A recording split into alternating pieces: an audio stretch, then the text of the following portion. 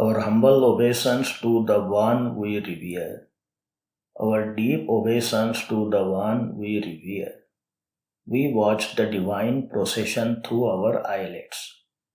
To recognize Sat, which is Abhed, Advait and Akhanḍ, we divided it into Ajīv and Jīv. Both Ajīv and Jīv possess the 6 general attributes of existence, etc. JñātāDraṣtā, continuous engagement in seeing and knowing, is a special attribute of Jīv that Ajīv do not have. Jñātā means the one who knows, and Draṣtā means the one who sees. Usually, Darśan, that is seeing, precedes Jñān, that is knowing. Now the question arises that can Darśan and Jñān happen simultaneously in the same instant? Some perspectives need to be considered to understand this. It is our experience that only after seeing do we acquire knowledge. Both do not happen simultaneously. However, we do not have infinite knowledge. Therefore, after darshan, it takes some time for Jñān to emerge. It may be after a moment or it may even be after ages.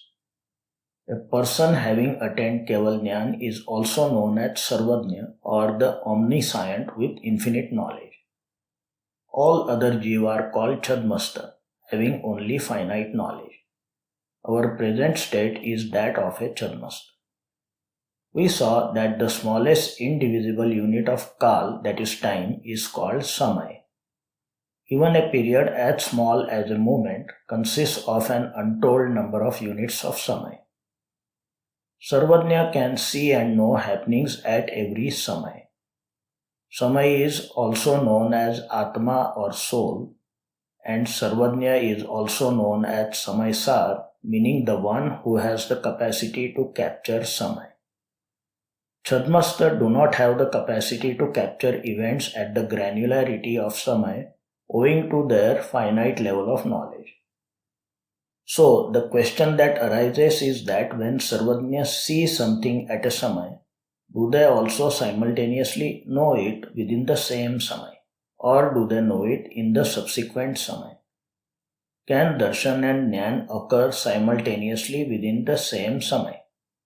Sri Nandi Sutra gives 3 perspectives on this question.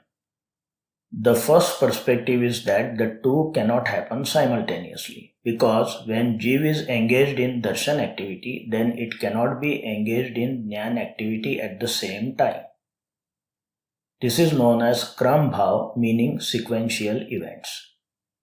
Darshan happens during one samay and the corresponding jnān emerges during the next samay. The second perspective is that the two can happen simultaneously. This is known as Yugapad, meaning joint occurrences. Both darshan and jnān can occur jointly within the same samay. The third perspective is that for Sarvajña, both Kevaljdarshan and Kevaljñan are one and the same. They acquire knowledge directly without the need of any medium. This is called aparoksh jñān. Their darshan itself is jñān.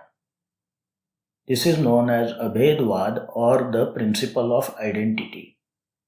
Anyway, we Chhadmas do not have the capacity to delve deeper into something related to Sarvajña at such subtle levels. So, we will not discuss this any further. The point here is that for Chhadmastha, darshan and jnān will not occur simultaneously. In the next video, we'll consider the sequence of darshan followed by jnān for Chhadmas Sansari Jīv, with humble submission to the divine nature God.